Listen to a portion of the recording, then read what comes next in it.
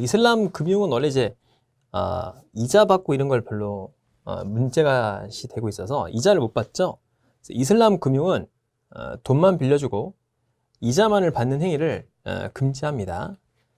그래서 실물 자산을 동반하는 거래의 대가로서 수익을 배분하는 방식을 말하는데 뭐 무라바하, 이자라, 무다라바, 무샤라카, 이스티스나 뭐 이렇게 뭐가 종류가 많네요.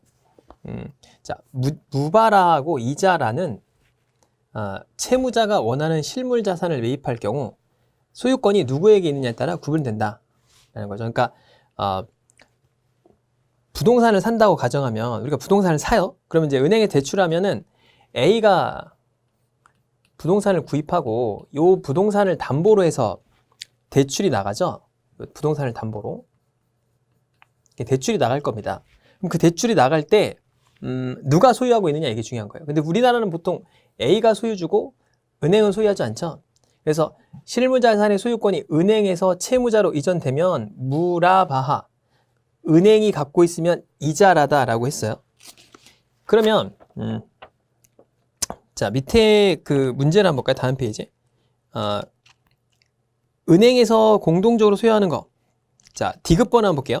은행이 채무자가 원하는 부동산을 직접 매입한 후 소유권의 이전 없이예요. 이전 없이 채무자에게 임대하면 무라바하가 아니라 이자라다. 그러니까 은행이 소유권을 그대로 갖고 있고 사는 건 누가 살까요? 뭐 A가 사겠죠. A가 살게 되고 사는 거는 이제 그쪽에서 이제 리브하는 거는 A가 되고요. 소유권만 은행이 갖고 있는 건 이자라다. 그러니까 거기 보면은 디귿번은 맞네요. 자, 그 다음에 무다라바하고 이건 무다라바가 여기 있어요. 무샤라카는 펀드나 신탁금융에 활용이 됩니다. 그래서 책임 여부에 따라 나타낸다. 자, 사업 시 발생하는 손실에 대해서 책임이 투자자에게만 있으면, 그러니까 돈을 투자했는데 그 투자한 사람에게만 있으면 무다라바. 자, 그 다음에 협상에 따라 이익을 배분하긴 하지만 손실이 발생할 경우에는 그 손실에 대한 책임을 지지 않는다 라는 거죠. 자, 그런데 투자자와 사업자가 공동으로 책임과 이익을 다 나눠가지면 무샤라카다 이런 거예요. 그러니까 요거는 이제 펀드에 대한 개념이죠. 얘는 투자한 사람만 책임, 얘는 공동 책임 이렇게 부른 거죠. 이건 소유권에 대한 문제죠. 소유권이 은행에 있으면 얘, 고객한테 있으면 얘 이렇게 되는 거죠. 자, 그 다음에 이스티스나는 장기 대규모 건설 프로젝트에 활용되는 거다. 그래서 은행이 자금을 투자하고요. 사업자는 건설을 하게 됩니다. 그래서 완공 시의 소유권은 투자자에게 귀속되고, 그러니까 은행에게 귀속되고 사업자는 그 자산을 사용하도록 하는 거죠. 그러면서 임차료만 낸다. 그런 얘기죠. 자, 그러면 이제 넘어가서 기업법 봅시다. 자, 사업에 대한 책임이 투자자가 아니라 사업자에게만 있다면 무다라바가 아니고 무샤라카다라고 했어요. 그러면 사업의 이익에 대한 것을 손실이 발생할 경우 사업자는 책임을 가지지 않는다 라고 했죠. 자, 그러면 투자자가 아니라 사업자에게만 있는 건 뭘까요? 사업자에게만 있는 거. 거기면 무다라바가 아니라 무샤라카다 라고 했잖아요. 그게 아니죠. 무샤라카는 공동 책임이잖아요. 그러니까 사업자에게 있는 거는 무다라바가 되겠죠. 무다라바. 틀렸죠. 자, 은행과 사업자가 공동으로 투자해서 사업을 시행하고 이익을 배분하면 무샤라카가 아니라 이스티스나가 아니고 무샤라카죠. 요거는 소유권을 누가 갖는 거예요? 투자자에 귀속되고요. 수입을 받는 거니까 형태가 다른 거죠. 공동 투자하는 거는 무샤라카입니다. 여기 보면은 공동 투자 방식이죠. 그래서 공동으로 사업에 대한 책임을 짓는 건 무샤라카입니다. 라카. 그러니까 니은번이 틀렸죠. 자, 그래서 기억하고 니은은 틀렸고 디귿번만 맞네요. 디귿번 여기 맞았잖아요. 그리고 분석해서 맞추면 되는 문제였죠. 자, 그 다음에 34번. 요건 좀 편한 문제인데 여러분들이 좀 어려워할 수가 있어서 이건 정말 그 최고의 어떤 문제냐면 크로스 비교를 쉽게 할 수 있는 문제입니다. 그래서 옳지 않은 것을 고르라고 했어요. 5번부터 한번 보겠습니다. 회주철 수도관의 보수과정 실수. 그러니까 회주철 수도관이 여기 있어요. 그래서 보수과정 실수가 이렇게 있습니다. 그러면 이 실수의 파손 건수가 이거죠. 건수와 회주철 수도 간의 총 파손 건수 여기죠. 요게 10% 미만이냐 이렇게 물어봤습니다. 그 미만입니까? 이상이죠. 왜 그러죠? 자, 얘가 분모고 얘가 분자예요.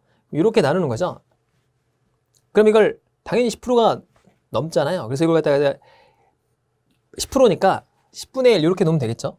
그래서 크로스 비교하면 이쪽이 되고 얘는 이쪽이 되니까 분모가 분자보다 작죠. 그러니까 분자가 더 크잖아요. 그러니까 10% 이상이죠. 굉장히 간단한 문제였죠. 자, 그 다음에 정답 맞췄어요. 주철 수도 간의 시설 노후 파손 건수가, 그러니까 주철 수도 간의 파손 건수는 둘 다 합친 거죠. 왜냐면 덕타일 주철과 회주철이 있는데 둘 다 합친 거잖아요. 자, 그래서 시설 노후니까 여기 있네요. 여기.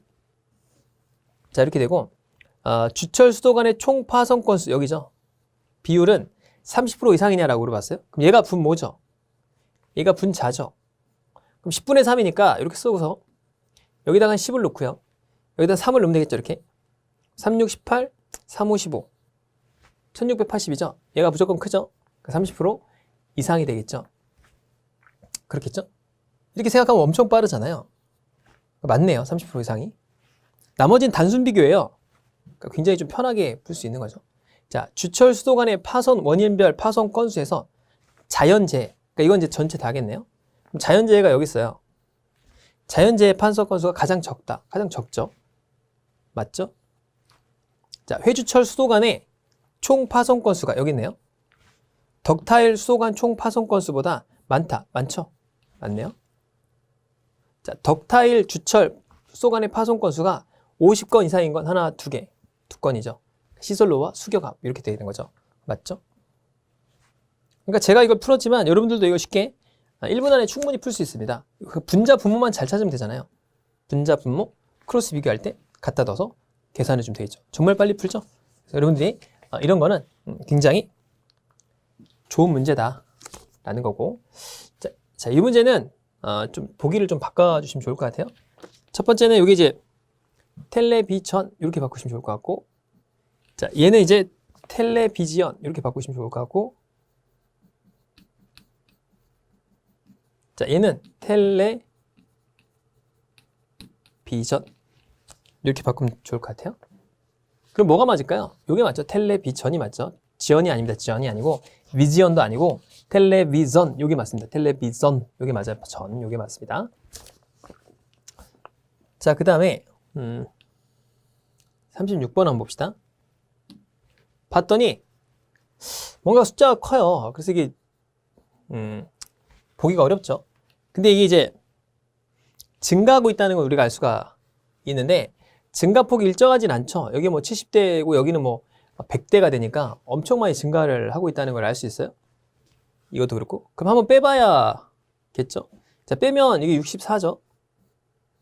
빼면 얼마가 될까요? 이게 6이 되고 96이 되겠네요. 그렇겠죠? 자, 또 빼볼까요? 빼면 144가 되겠네요. 그러니까 여기서 이걸 뺀 거예요. 이걸 빼면 216이 되겠네요. 216. 봤더니 증가한 폭이 얼마가 되는 거예요? 플러스 64, 96 이렇게 되죠. 그러니까 뭔가 느낌이 잘 안 보여요. 그러니까 봤더니 여기에 반절만큼 더해주는 거죠. 여기에 반절만큼, 여기에 반절만큼 더해주는 거죠. 그렇죠? 한마디로 1.50 곱한다 이렇게 되는 거겠죠. 그러니까 여기다가 반절만큼 더해주니까 324가 되겠죠.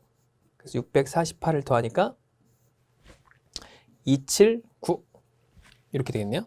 그래서 972다. 자, 이렇게 보면 되겠죠.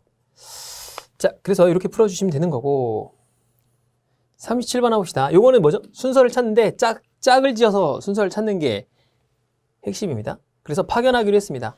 그래서 영업부와 홍보부를 한 명씩 파견합니다. 이런 게 이제 보통 이제 뭐 짝을 지어가지고 줄 서는 거니까, 자, 일단 영업부를 이렇게 적어보고요. 네, 홍보부를 이렇게 있다고 해봅시다. 그 다음에 월화수목이 있죠. 월, 화, 수, 뭐 이렇게 있습니다. 여기가 이제 가장 먼저 나오겠네요. 자, 유빈이는 화요일에 파견되니까, 자, 유빈이는 영업부죠. 그러니까 이렇게 파견이 된 거예요. 이렇게 됐겠죠.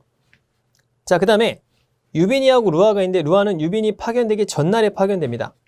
근데 류아는 홍보부예요. 그러니까 류아가 여기 있겠네요. 전날에 파견되니까. 그래서 쓴 거는 이렇게 지우는 것도 좋은 방법입니다. 자, 그 다음에 유빈이하고 뭔가를 파견하는 걸 봤더니 이제 알 수가 없네요. 자, 그 다음에 청수는 정두가 파견된 다음날 파견됩니다. 그럼 청수하고 정두가 있으면 정두하고 청수하고 좀 다르네요. 그렇죠? 청수, 정두가 다르네요. 자, 그 다음에 아영은 호신이 파견된 다음날에 파견됩니다. 그러니까 아영이 있고, 이게 좋은 힌트죠. 다음에 호신이 이렇게 있는 거예요. 자, 그런데 아영, 호신이 붙어 있어야 되는데 붙어 있는 건 여기 수목밖에 없죠. 지금 요 영업팀에. 그렇겠죠. 영업부에서. 그러니까 아영, 호신이 이렇게 들어가겠죠. 그 다음에 호신 이렇게 들어가겠죠. 그러니까 요거밖에 없는 거잖아요. 그렇겠죠. 아영은 호신이 파견된 다음날 들어가니까 호신 아영이네. 호신 아영. 호신 아영이 되겠죠. 호신 아영. 둘이 붙어 있으니까 어차피 여기밖에 안 들어간다. 그래서 호신 다음에 아영이 되겠죠. 그러니까 호신 아영 이렇게 넣어주면 되겠죠. 그러니까 당연히 여기 결정이 됐네요. 여기 정두가 결정이 됐어요. 뭐 대략적으로 한번 보게 되면 맞는 걸 고르라고 했죠. 맞는 걸 고르니까 뭐 다 풀어봐야 될 것 같아요. 아영과 고대인데 고대를 알 수가 없으니까. 자, 그 다음에 청수는 정두가 파견된 다음날 파견되니까 청수가 이때 파견되고, 그렇겠죠. 명보는 목요일에 파견되지 않으니까 명보가 파견되고, 나머지 누가 남았죠? 고대가 파견, 이렇게 되겠죠. 다 채워졌네요. 자, 아영과 고대는 같은 날 파견되지 않는다. 파견되죠. 호신과 청수 아니죠. 정두와 류아. 정두와 류아는 목요일에 파견된다 아니죠. 월요일에 파견되죠. 자, 루아와 아영이는 같은 날에 파견된다. 류아와 아영이는 같은 날에 파견될 수가 없겠네요. 자, 호신과 명보가 수요일날 파견되죠. 여기 맞죠? 자, 이렇게 찍으면 된다. 그러니까 이거 사실은 좀 쉬웠던 문제예요. 그러니까 이게 추리만 잘하면. 그래서 뭐 이런 것들 연결하고 요거 풀어보면 되고 넘어가고 이렇게. 근데 이제 같은 편에 있는 것들이 좀 풀기가 편합니다. 그러니까 이쪽에 영업팀과 홍보부가 이렇게 서로 섞여 있으면 이런 경우죠. 요거 청수와 정두가 이렇게 파견된 건 청수는 여기 있고 정두는 여기 있으니까 이런 걸로 판단하기는 조금 애매하고 어려울 수가 있어요. 이런 것들은 조금 조심하면 좋겠다 라는 거고. 자, 그 다음에 사우나에 대한 건데요. 입장료와 사우나의 조합이에요. 조합을 한번 봐야겠죠. 그럼 선호도가 가장 높은 게 이제 좋은 걸 텐데, 선호도가 세 번째로 큰 조합을 고르라고 했으니까 첫 번째 선호도가 이런 경우겠죠. 4.0에 3.3, 1.7 이런 경우겠죠. 어쨌든 간에 그 다음에 3.0에 3.3, 1.7 이런 게 있고 3.3, 1.7인데 뭐 당연히 이건 당연히 될 리가 없겠죠. 세 번째로 큰 거니까. 그럼 가장 큰 건 얘겠죠. 7.3이겠죠. 두 번째는 5.7이겠죠. 6.3이겠죠. 4.7이겠죠. 그렇죠? 그러니까 세 번째로 큰 거니까 요거네요, 요거. 요걸 물어본 거죠. 세 번째로 크니까. 그러니까 선호도는 요거니까 5,000원짜리에다가 5,000원 입장료에다가 요거 1.7이잖아요. 사우나가 없는 거죠. 그러니까 5,000원에 사우나가 없는 거다. 2번이 정답 이렇게 되는 거죠. 그러니까 경우의 수 다 넣은 거예요. 넣어서 그냥 계산을 빨리 한 거죠. 계산했을 때. 그러니까 선호도가 세 번째로 큰 게 뭐냐 이렇게 물어봤으니 간단하죠. 자, 그런 문제였습니다. 자, 이런 거는 어떻게 계산해야 될까요? 얘가 올 수 있는 확률이 2분의 1이잖아요. 가니까. 그 다음에 얘한테 올 수 있는 확률이 2분의 1. 그럼 얘는 또 어떻게 돼요? 여기 2분의 1이니까 4분의 1, 4분의 1, 4분의 1 이렇게 계산해야 되잖아요. 그럼 이제 복잡하니까 이럴 때는 2의 n승만큼을 공을 굴려봅니다. 무슨 얘기냐? 여기에 도착하는 거를 2라고 넣으면 2의 n승, 1, 2, 3, 4승, 2의 4승만큼을 공을 굴려보는 거예요. 그럼 2의 4승이니까 16개죠? 왜 16개인지 이제 알게 됩니다. 16개를 굴려보는 거예요. 그래야지 이게 쪼개지기 때문에. 자, 처음에 공을 굴려요. 굴린 게 몇 개죠? 총 16개를 굴렸다라고 했죠. 16개니까 이쪽 8개, 이쪽 8개 이렇게 배치가 되겠죠. 자, 그 다음 8개니까 이제 반반씩 가니까 4개, 4개, 4개, 4개일 거예요. 그러면 사실 이 점에는 4개가 도착한 거고 이 점엔 8개, 이 점엔 4개가 도착한 거죠, 사실. 그렇겠죠? 그럼 이 점에서 밑으로 떨어질 때 2개 이렇게 되겠죠. 2개, 2개. 근데 여기서 8개니까 4개, 4개, 2개, 2개씩 이렇게 도착을 했을 거예요. 그럼 여기는 이제 2개, 여긴 6개죠. 2개 더하기 4개니까 여기도 6개, 여기도 2개가 될 겁니다. 자, 그러면 이제 마지막으로 들어가는 걸 봅시다. 여기 1개죠. 2개가 1개씩 접촉이 될 테고 여긴 6개예요. 3개, 3개. 여기 몇 개죠? 3개, 3개, 1개, 1개 이렇게 도착을 한다 그거예요. 그래서 2의 4승계인 16개를 넣어준 겁니다. 그러면 B하고 C에 간 건 총 몇 개죠? 4개, 6개죠. 그러니까 총 10개가 들어가죠. 몇 개 굴렸어요? 16개를 굴려서 10개가 도착했다 라는 거니까 8분의 5 이렇게 되겠죠. 그렇겠죠? 이거 5개여도 상관없습니다. 하나 더 있으면 32개를 굴려보는 거예요. 빠르게. 그러면은 계산해 주면 됩니다. 그러니까 조심할 건 여기가 6이죠. 여기도 6이다. 6이어서 3개씩 이렇게 갈라진 거다라고 보면 편하겠죠. 이쪽으로 몇 개 가죠? 4개.